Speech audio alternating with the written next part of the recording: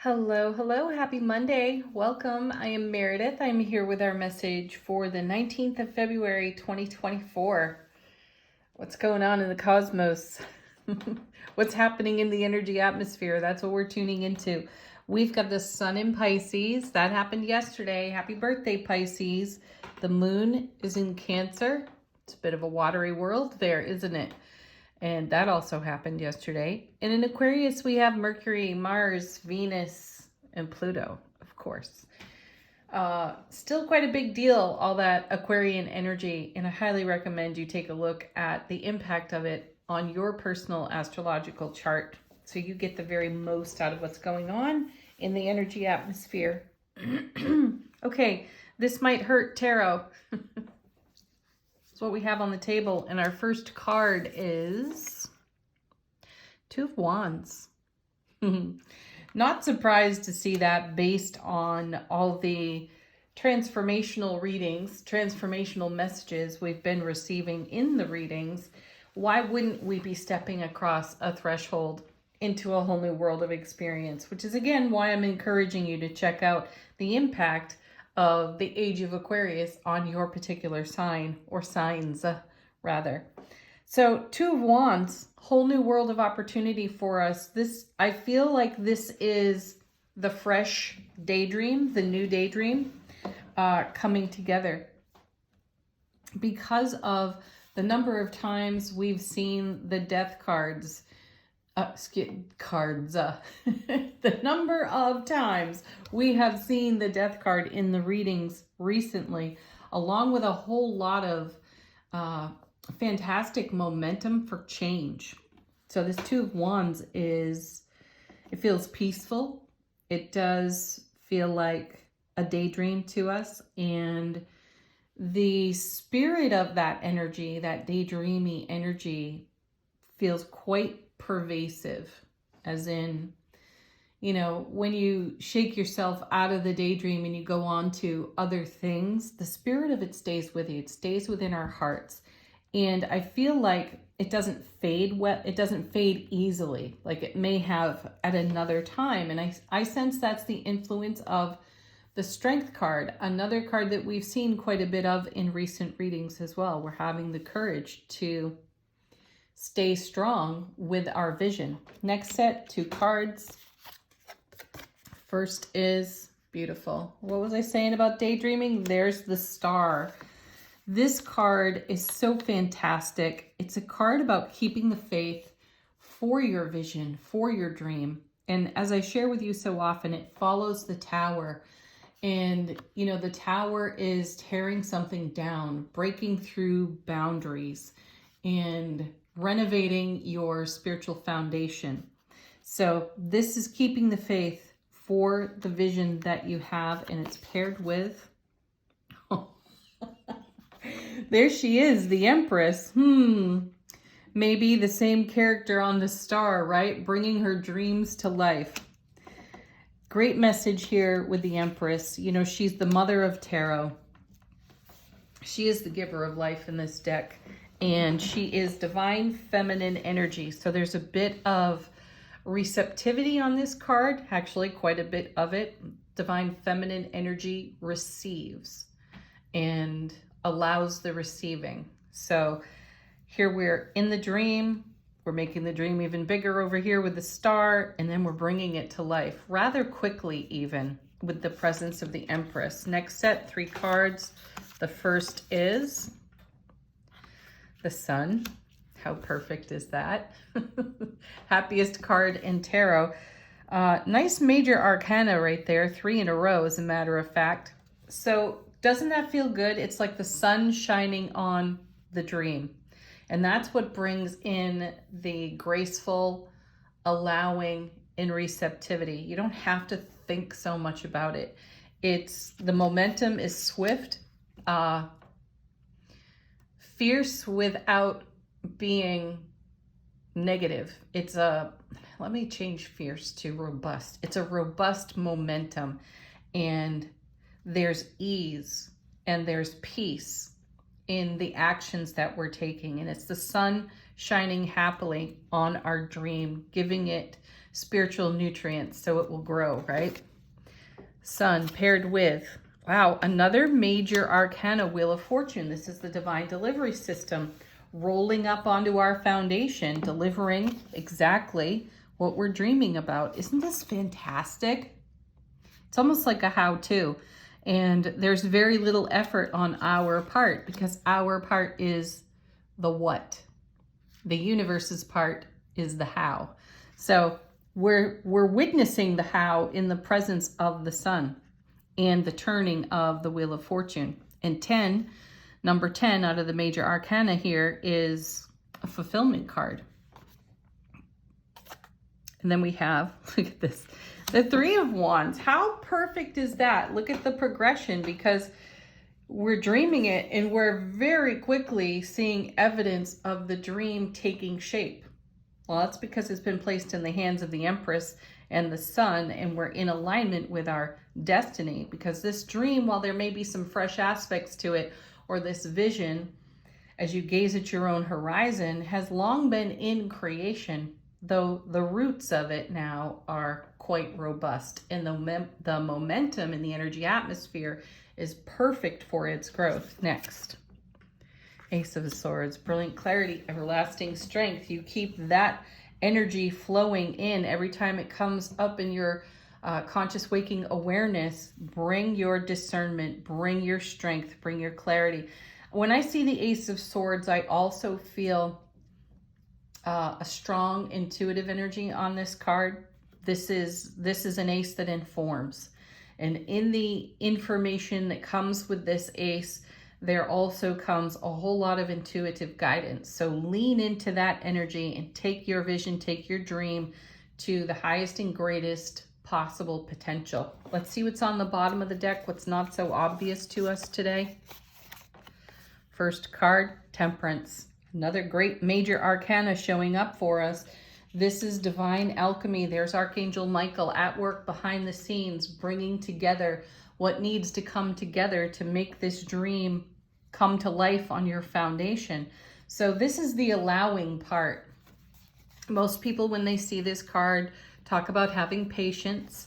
And I lean deeper into the divine alchemy of the card, like what energies have to come together on our behalf to be blended into a wholeness that creates a fantastic foundation in which to celebrate our lives upon. There's a whole lot that goes into it that we'll never know about, and that's kind of cool. So just let it happen. Let the divine bless you. And then, honestly, here's the Seven of Pentacles, a card we saw a couple of times last week, I believe, at least once profoundly. This is our bounty. This is our dream. It's growing on the vine, and the universe, multiverse, is nurturing it with its part, the how part. This is the multiverse doing the how. So you keep tending the dream and let the multiverse do its part, do its alchemy. Another major arcana for us, the Hierophant, coming back again. I like this because he speaks about change. We're making changes. We are reevaluating our dreams, really, and how we will go about creating them. And we're getting rather interesting, bold, and daring in the ways that we participate with the multiverse here that adds to this kind of divine alchemy going on behind the scenes. I like it. And a lot of the transformation that we've talked about recently is so connected to old ways of being and programming. We've been taking a look at our programming and our belief system, and we've been challenging it, which is fantastic. I think I've shared with you one of my new favorite questions is, how good can this get? No matter what kind of situation you find yourself in, and I found myself in some equally blessed situations and challenging situations. And it's so interesting to ask that question when you're being challenged, because the ego wants us to fling ourselves off into the drama, right? Get swallowed up by some controlled drama story that limits us, right? We're not about limitations, obviously. You can see it here in the main body of the reading.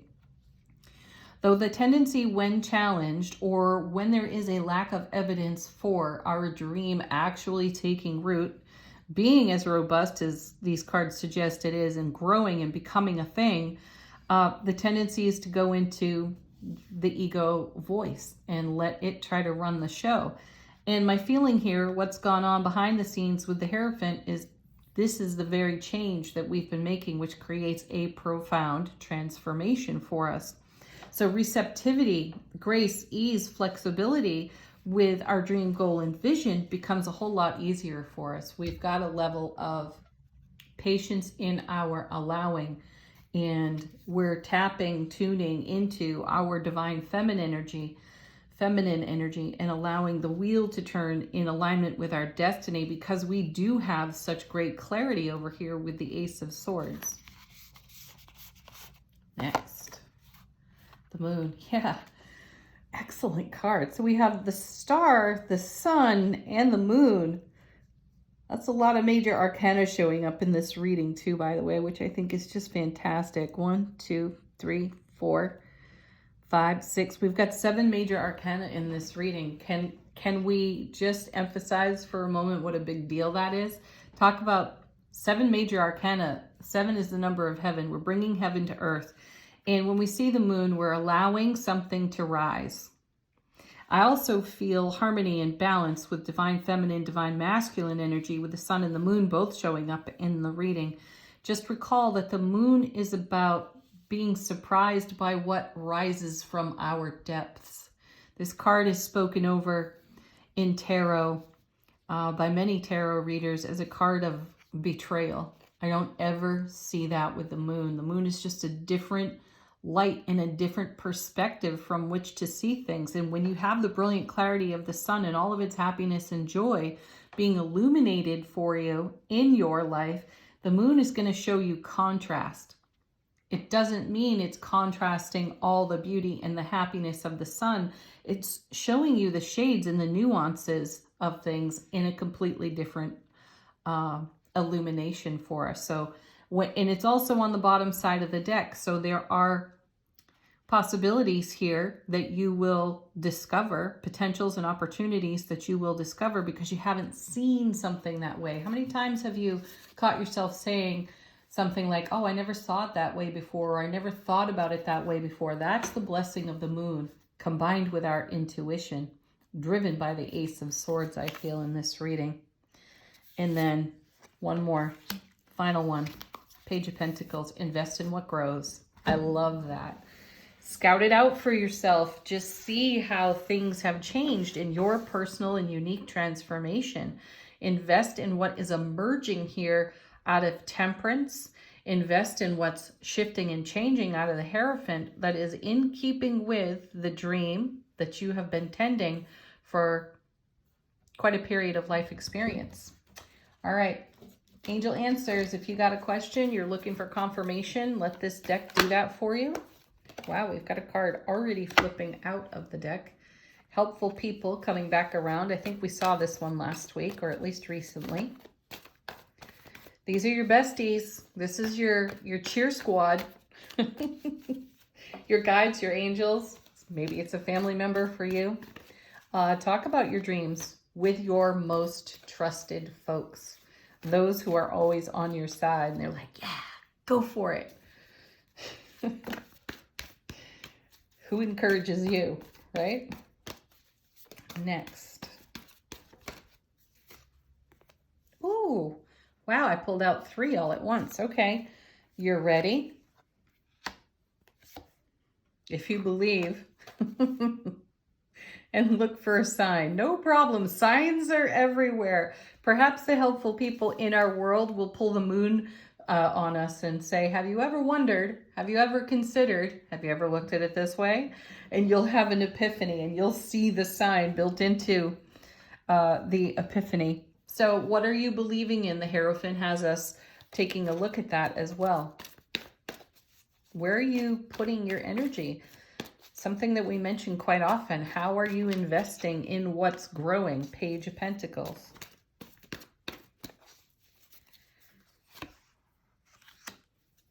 Trust.